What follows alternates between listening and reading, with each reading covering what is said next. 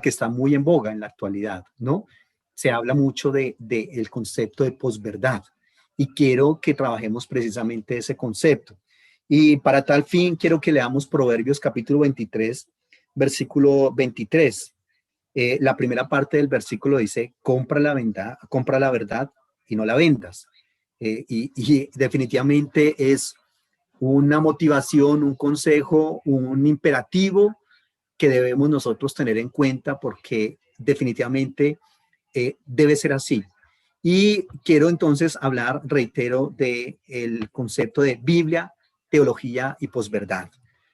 Y tomo este pasaje para referirme a ese aspecto. La verdad es que el término, bueno, no sé por qué suena como un eco allá, ¿sí? O es que me parece a mí. Suena como un eco. Muy bien. Bueno, no sé. Está sonando Sí. bien, está sonando muy Sí. bien, pastor. Ok, perfecto. Bueno, a mí me suena aquí un eco, pero bueno.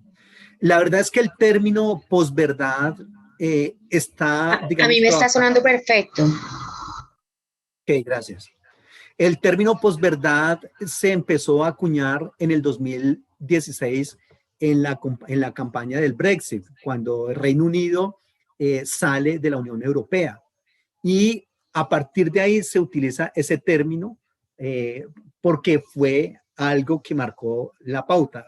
Básicamente lo que se propone es que Reino Unido está invirtiendo en la Unión Europea 350 millones de dólares, de euros semanales, y que es un dinero que si salimos de la Unión Europea, pues lo vamos a invertir en nuestro país. Se está yendo para otro lugar. Luego, obviamente, con base en esa información, todo el mundo vota en Reino Unido porque sí, realmente necesitamos salir de la Unión Europea, y cuando se da el resultado, se dice, era mentira. O sea, no hay ningunos 350 millones que se utilizan semanalmente en eso, pero ya se había votado y ya se había pronunciado el pueblo de que queremos salir de la Unión Europea. A partir de ahí, entonces, se empieza a trabajar ese concepto de la posverdad.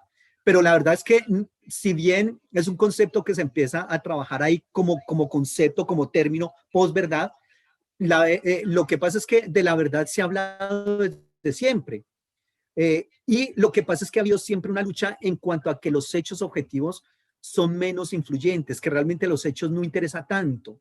Lo que interesa es lo que la gente crea, pero la verdad es que desde mucho antes se ha hablado y se ha dado la vida muchas personas por la verdad. Por ejemplo, Heráclito, Platón, Aristóteles, todos ellos hablaron de la verdad, intentaron establecer qué es la verdad.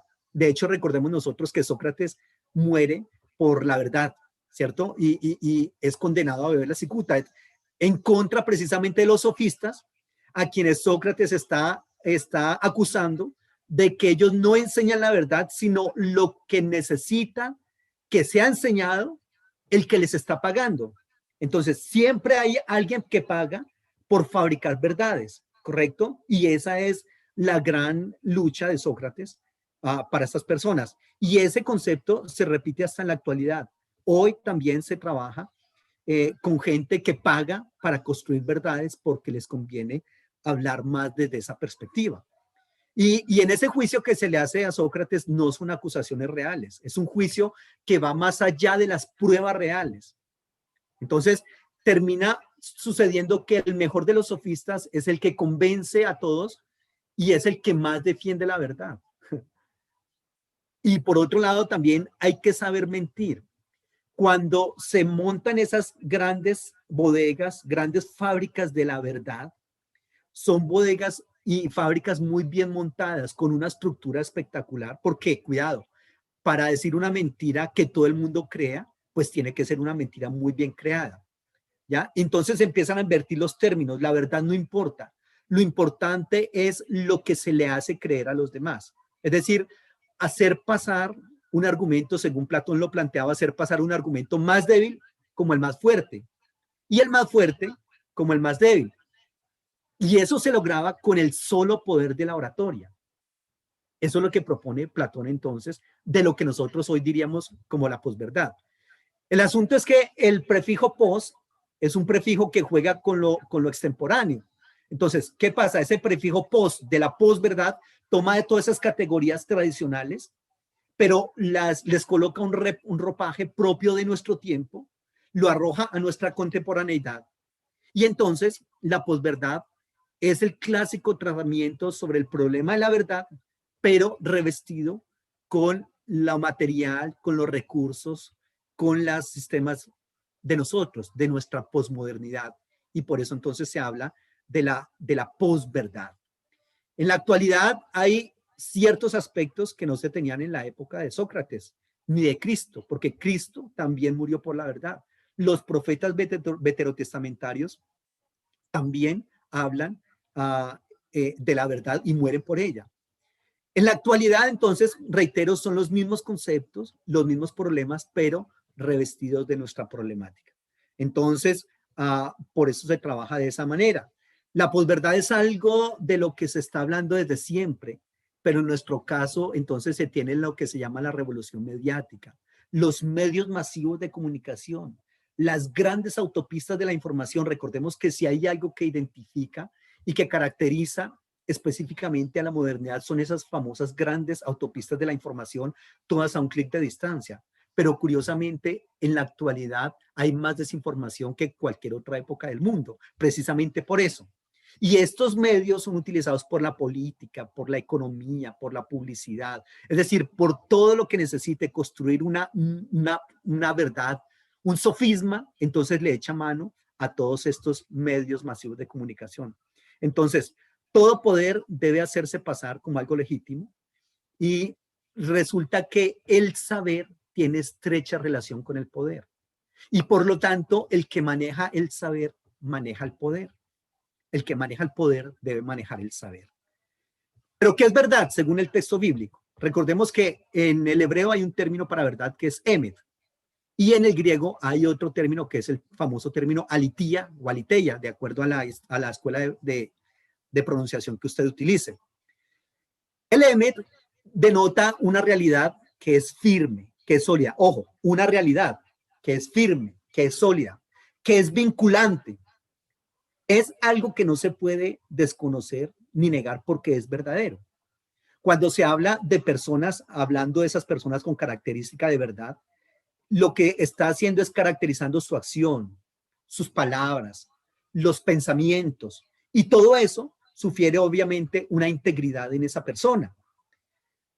El concepto de verdad también va a involucrar los hechos más generales que exigen obviamente reconocimiento por parte de toda la gente, como la realidad. Ojo, algo muy importante, los hechos. Los hechos que son lo que se debe tener en cuenta para decir si algo es verdad o no. Pero son precisamente los hechos los que en la actualidad no se tienen en cuenta, ¿correcto? Esos hechos deberían corresponder al orden divino, al orden humano, y por lo tanto decimos que algo es verdad o algo no lo es. Por otra parte, el término alitía, en términos generales, significa no ocultamiento. ¿Qué es alitía? Es decir, que es verdad en el griego, no ocultamiento. Es decir, que está expresando lo que se ve, lo que se indica, lo que se expresa, lo que se revela. Es decir, mostrar una cosa o a alguien tal como realmente es, no como algo escondido, no como algo falsificado. Alitilla significa mostrar el verdadero estado de las cosas. Cuando se refiere a una persona, también va a denotar veracidad en esa persona. Es decir, la verdad es la antítesis entre la realidad y la apariencia. ¿Cuándo soy verdadero?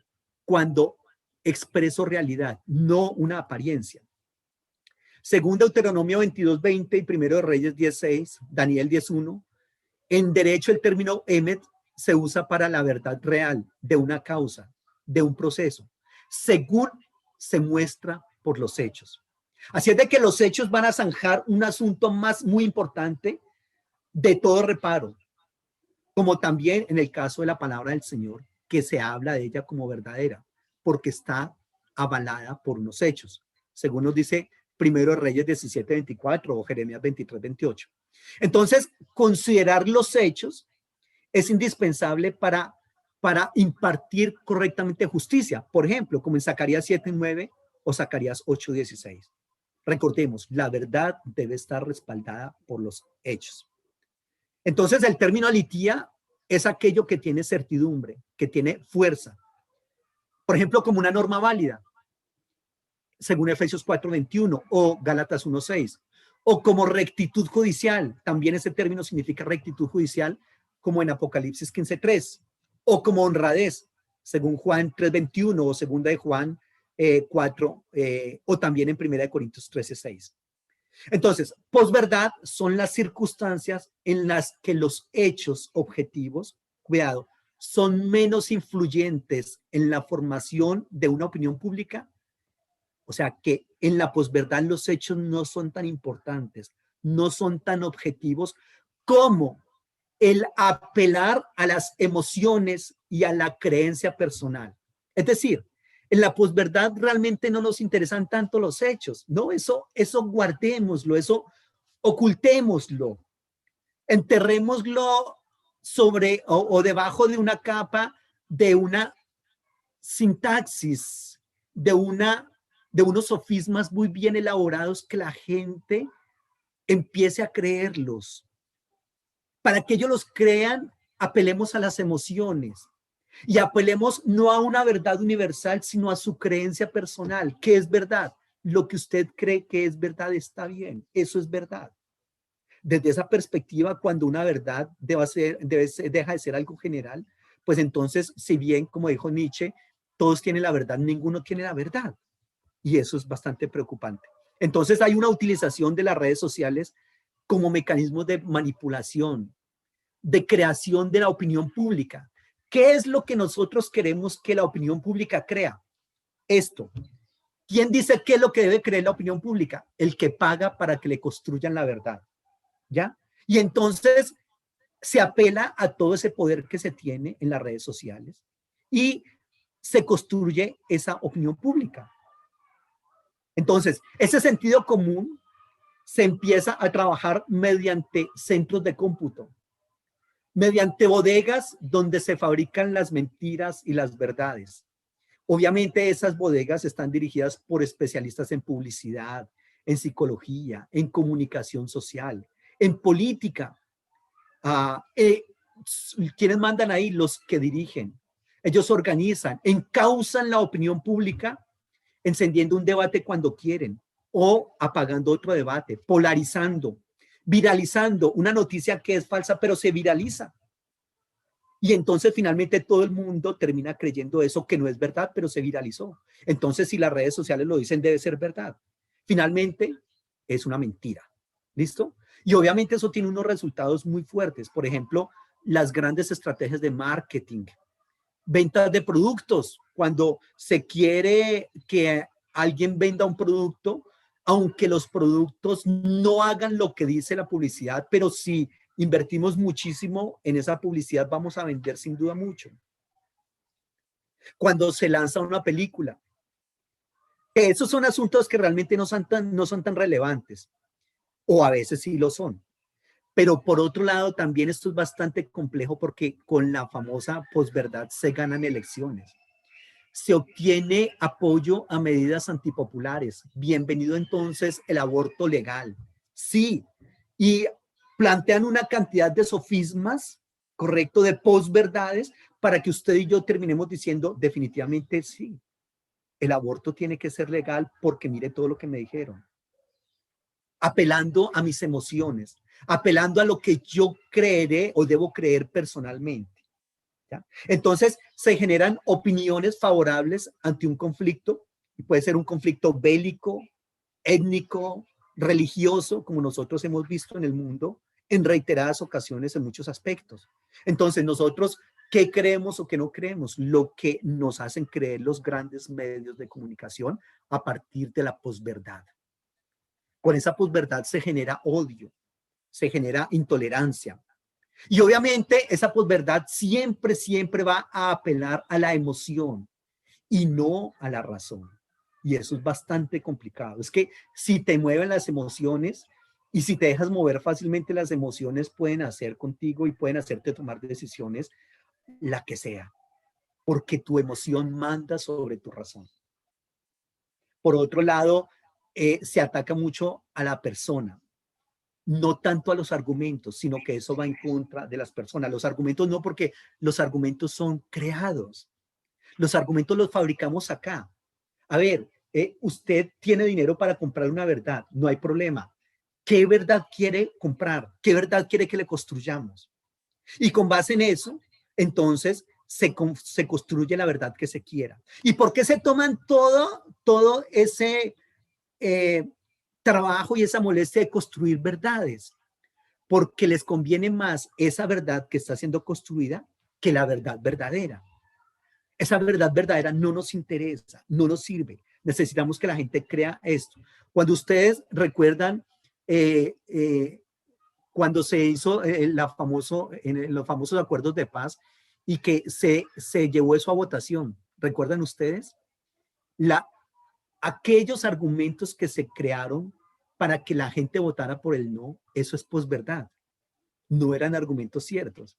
Y eso se supo al otro día o a los otros días, 2 días de la elección, cuando se dijo, no, lo que ustedes dijeron no era cierto. La justificación fue, no, pero es que ellos también, los del sí también mintieron. Finalmente ganaron los del no, recordarán ustedes esa situación. Entonces, resulta que hay una situación, la modernidad se caracterizaba por esos grandes metarrelatos, recordarán ustedes, esos grandes metarrelatos que encauzaban el pensamiento. Pero resulta que esos grandes metarrelatos, eso ya no existe, eso ya se cayeron todos. ¿Qué es liberalismo? ¿Qué es democracia? ¿Qué es comunismo? ¿Qué es derecha? ¿Qué es? O sea, todo eso ya cayó. Y cuando caen estas grandes verdades, quedan vacías de significado. Y por lo tanto, son utilizadas por políticos, por economistas, por publicistas, por psicólogos, de tal manera que eso que ya no tiene significado se le coloca cualquier otro significado y se sigue trabajando. Entonces, ¿dónde se producen esas grandes verdades de la actualidad? ¿Dónde? Pues le cuento que hay instituciones, usualmente son las instituciones que tienen el poder para hacerlo, para construir esas verdades. ¿Dónde? Centros educativos, universidades, centros de investigación, medios de comunicación, el mismo Estado. Son instituciones que muchas veces están a cargo de la difusión de dicha verdad y de la imposición de esa verdad como algo válido, mientras que otros discursos no se les da la prioridad necesaria. Yo no sé si ustedes recuerdan hace un tiempo atrás que hubo unos laboratorios que necesitaban vender más carne, unas empresas de productoras de carne. Y entonces sacaron la publicidad de que comer huevo hacía daño. Y entonces todo el mundo, el consumo de huevo bajó tremendamente porque con base en posverdades se dijo que el huevo hacía daño. Yo no sé si ustedes recuerdan algunas épocas atrás, y voy a decir el nombre, una multinacional como Nestlé pagó un estudio y supuestamente esos estudios salen algunos pseudocientíficos diciendo, mostrando estadísticas y todo este asunto, diciendo la leche materna es mala para los neonatos. No podemos seguir dando de amamantar leche materna a esos muchachos. Y entonces la gente se asombra y se le presentan unas estadísticas y unos datos científicos que obviamente como no sabemos de eso, no tenemos cómo corroborarlos. Y finalmente se les dice, pero tranquilos, tenemos la solución, consuma leche Nestlé, ¿ya? Entonces, fíjese cómo se trabaja esos aspectos. Entonces, todas esas posverdades se difunden como algo válido, no porque correspondan a la realidad, sino porque cumplen con ciertas pautas, con ciertos mecanismos, instancias, sanciones, normas, técnicas, procedimientos. Y reitero, ¿por qué se toman el trabajo de construir todo eso? Porque construir una posverdad vale mucha plata, pero es mucho más lo que se gana. ¿Cuántas normas y procedimientos debe pasar algo para que sea verdad o para que ese conocimiento científico sea avalado o pseudocientífico? Y aún así lo hacen porque el resultado les beneficia más que la propia verdad. En la actualidad no interesa la verdad. Interesa es una verdad que no corresponda a lo verdadero, sino que corresponda más al beneficio que yo necesito obtener de esa verdad. La verdad que ahora estoy construyendo. En la actualidad ya no hay una disputa por la verdad. Los grandes medios de comunicación y los grandes centros de poder de donde salen el conocimiento científico y todo ese asunto, ellos ya no hay una disputa por la verdad. Ya no ya no se va por lo verdadero no se persigue ya. Esa verdad por la verdad ya no nos interesa. Ya no nos interesan las cosas que son del orden de la verdad. ¿Qué es lo que se disputa en la actualidad? Se disputa el control o la hegemonía o el dominio sobre lo que estatutariamente es verdad, es decir, sobre lo que nosotros queremos creer o que la gente crea de ahora en adelante que es verdad. Necesito tener la hegemonía sobre eso. Es decir, debo tener la hegemonía sobre la fábrica de nuevas verdades que deben ser creídas por el ser humano, por las instituciones políticas, religiosas, sociales, económicas, etcétera, etcétera. ¿Ya? Es decir, sobre esas instituciones necesito tener la hegemonía sobre las instituciones que pueden dictaminar qué discurso se debe considerar válido o qué se debe creer en una determinada sociedad. Entonces, la hegemonía de la verdad la tiene hoy en día la información pública, la estatal, las instituciones científicas, las universidades. De ahí que nosotros tengamos un desafío bastante fuerte. Eso es una pelea de David contra Goliat. En el intento de nosotros hablar de lo que es la verdad por la verdad. La verdad que nosotros podemos extractar del texto bíblico bien interpretado frente a la posverdad que nos quieren trabajar en la actualidad. Eso es un manejo muy fuerte de la semántica, ¿no? De las palabras que utilizamos, de la polisemia, ¿correcto? Todo eso se maneja realmente para crear esas posverdades. Entonces, es bastante complejo eso. Algunos ejemplos de posverdad son aquel famoso del 2001, luego de que las Torres Gemelas son destruidas, ¿se acuerdan? En el 11 de septiembre. Y se planteó una posverdad que ayudó a destruir otros países. Por ejemplo, se dijo, Irak tiene armas de destrucción masiva. Y con base en eso, se atacó a Irak. ¿Cuántas armas de destrucción masiva se encontraron? Ninguna. No las tenían. Pero alguien tenía que ser chivo expiatorio y se construyó una posverdad para ir a cobrar venganza. Les indiqué al principio que este concepto de la posverdad nació allá como en el 2016 con el Brexit, cuando Nigel Farage, que en ese momento fue la persona que fabricó esa posverdad, dijo, reitero, que cada semana que el Reino Unido está fuera de la Unión Europea podría invertir 350 millones de euros en su país. En este momento, ¿dónde está ese dinero? Pues no está porque lo estamos invirtiendo en la Unión Europea, pero si nos salimos de allá, ese dinero puede ser invertido en el Reino Unido. Entonces, todo el mundo dijo, terrible, ¿cómo así? Yo no sabía eso. Claro, tenemos que salir del Reino Unido, tenemos que salir de la Unión Europea. Y efectivamente la gente votó, sí, queremos salir de allá. Reitero, a la semana, creo que a la semana siguiente, se dice, era mentira. Realmente no hay esos 350 millones y no los podemos invertir tampoco en Reino Unido. Pero no importaba, porque ya se había logrado el objetivo. Dese en cuenta. Entonces, mire cómo se apela a las emociones, cómo se apela a las instituciones, si lo dice una voz oficial, si lo dice un tipo que sabe mucho de eso, si lo sabe y nos está contando una verdad que nos favorece a todos, hay que apoyarlo. Pero finalmente termina diciéndose, hay un pequeño detalle, no es verdad. Por ejemplo, en España se plantea como el Opus Dei es el partido popular que está gobernando en España en este momento. Y se plantea que este partido lucha contra la corrupción y contra todo lo que está negativo, pero sabemos que realmente no es así, porque es un partido que se ha visto envuelto en una cantidad de escándalos de corrupción. pero lo que se maneja, la posverdad que ellos manejan es totalmente diferente. En Colombia, por ejemplo, se cambió el concepto de masacres por homicidios selectivos, ¿no? Sí, hemos escuchado, ¿no? ¿Se acuerdan cuál es eh, el nombre que se le dio a la reforma tributaria de la cual va a haber una movilización mañana? Creo que sí, tenemos que salir, obviamente. Pero entonces mire cómo se cambian los conceptos. Otro concepto de posverdad en Colombia: si votamos por X persona o por X partido, nos volveremos como Venezuela. Y entonces eso es una posverdad. La gente dice, terrible ser como Venezuela. Y resulta que el partido de extrema derecha que nos viene gobernando hace como 200 años nos tiene como Venezuela.